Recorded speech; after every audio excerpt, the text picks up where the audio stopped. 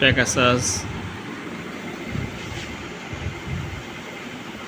DP32 রিয়ার suction timing কিভাবে বাড়াতে হবে সেটা আমরা এখন দেখাবো। পাওয়ার অন করব।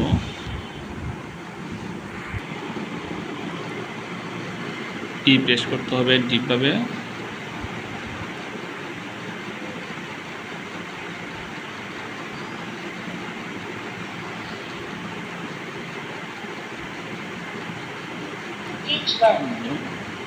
কি করেন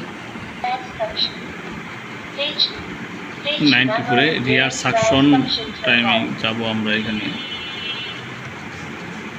এক্সাম্পল রিয়ার সাকশন সেভ করব।